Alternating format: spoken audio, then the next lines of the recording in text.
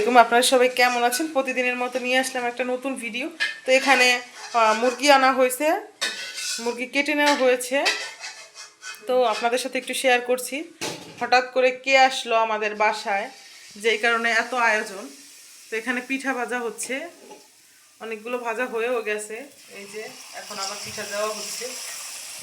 তো হঠাৎ করে কে বাসায় আসলো, কার জন্য এত আয়োজন, সব কিছু শেয়ার করব, সাথেই থাকেন। মাংসগুলো এখন ধুয়ে নিচ্ছি রান্না করার জন্য।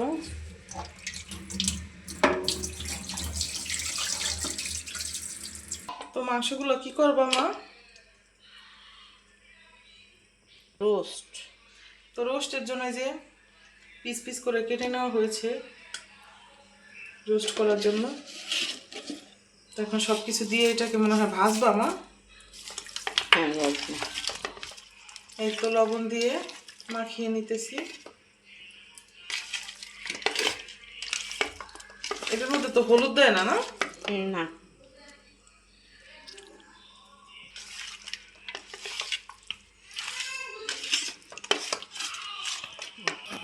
তো এখন আদা, রসুন, পেঁয়াজ এগুলো একসাথে ব্লেন্ডার করে নিব রান্না করার জন্য। তো কেটে নিচ্ছি, এই যে আদা রসুন কেটে নিচ্ছি, পেঁয়াজও কাটতে হবে, কাটতেছি। এই তো পোলার চাল, তো পোলার চালটা ধুয়ে নেওয়ার জন্য জালিতে ঢেলে নিব। এই তো চালগুলো ঢেলে নিব সবগুলাই মা।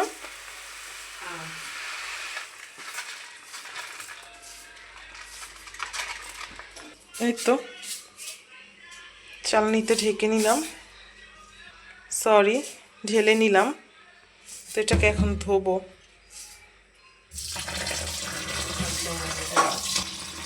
এই তো এগুলো ভালোভাবে ধোবো।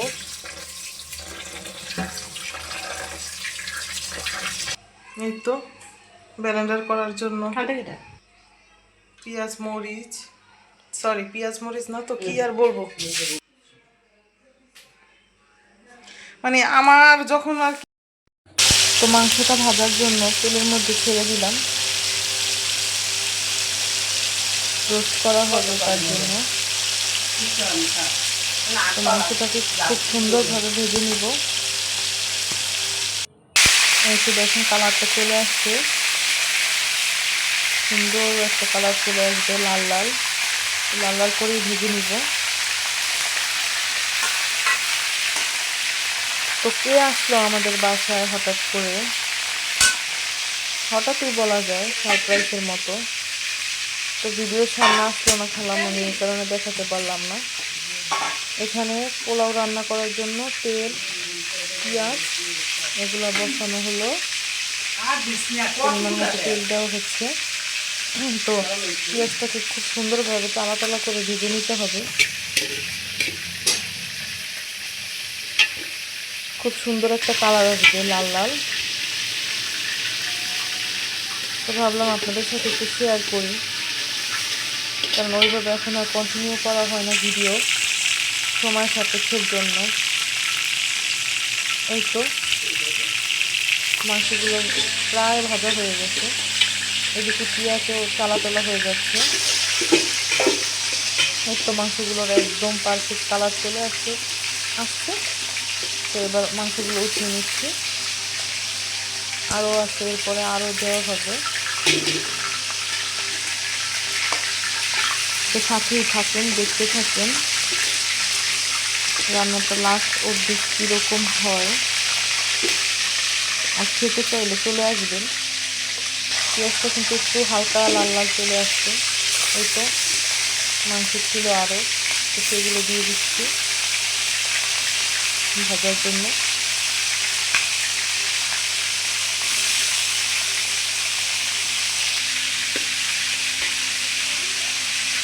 এই তো মাংস ফ্রাই হয়ে গেল। একদম পারফেক্টলি হয়ে গেছে। এখানে পেঁয়াজের বেরেস্তাটাও হয়ে গেল। এবার চালগুলো ঢেলে দিব।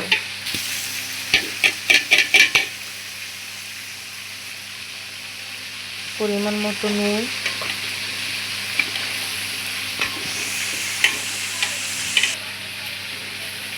তেজপাতা এগুলো দিয়ে নেব। আর সবচেয়ে একটা ইম্পর্টেন্ট জিনিস হচ্ছে আপনার পোলাওকে ভালোভাবে করে মাখতে হবে। আর পোলাওটা একদম তেলের মধ্যে সুন্দরভাবে ভাজা ভাজা করে নিতে হবে, যাতে চালটা একদম পানি দেওয়ার পরে গলে না যায়।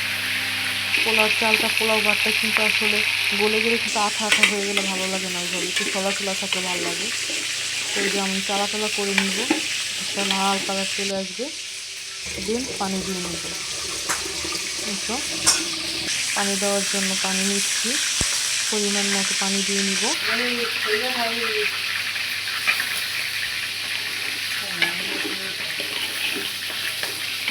তেজপাতা দারচিনি দিয়ে নিলাম। এবার একটু নেড়ে পানি দিয়ে নিব।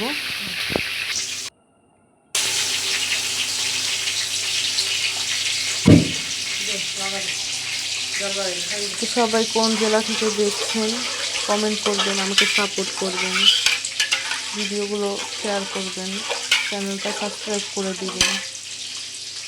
আসলে কি, আপনারা যদি ভিডিওগুলো দেখেন তাহলে ভিডিও করার আগ্রহ অনেকটা বেড়ে যায়, কিন্তু যখন দেখি আপনারা খুব কম দেখতেছেন তখন আর না আগ্রহটা থাকে না, নিজের কাছে অনেক খারাপ লাগে। তো এই যে দেখেন মাংসগুলো ভাজা হয়ে গেছে। এখানে পরিমাণ মতো পানি দিয়ে নিয়েছি। এবার তেল দিলাম, পেঁয়াজ রসুন আদার পেস্ট দিয়ে নিচ্ছি রোস্ট করার জন্য। পরিমাণ মতো নুন,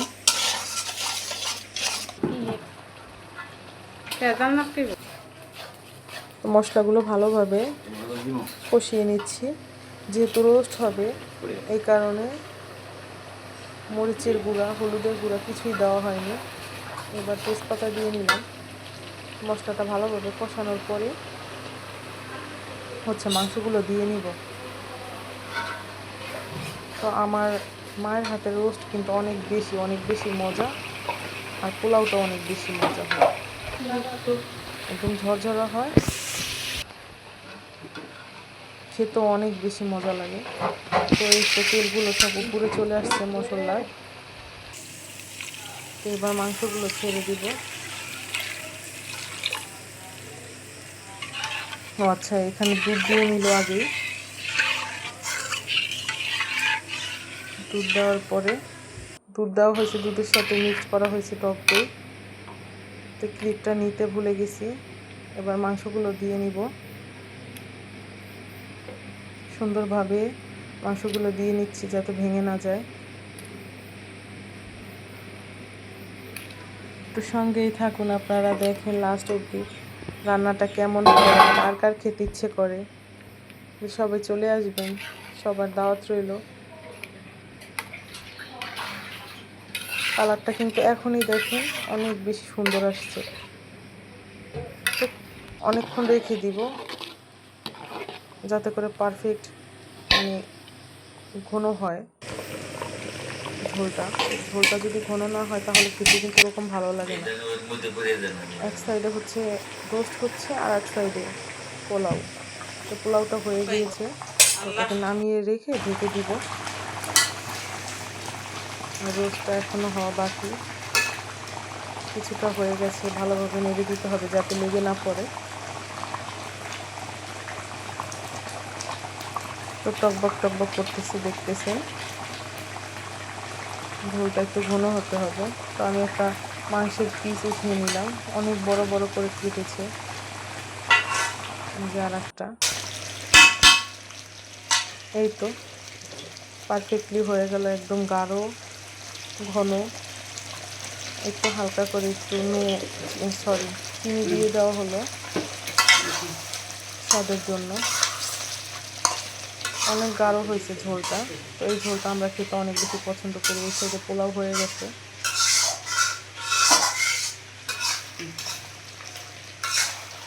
মায়ের হাতের রান্না হয়তো বা সবার কাছেই বেশি মজা লাগে। এবার পোলাওর মধ্যে কিন্তু ঘি না দিলে একদম হয়ই না। ঘিটা পোলাওটার স্বাদটাই অন্যরকম করে দেয়। তো সবসময় আমার মা যখন পোলাও রান্না করে কিংবা বিরিয়ানি করে তখন ঘিটা ইউজ করবে।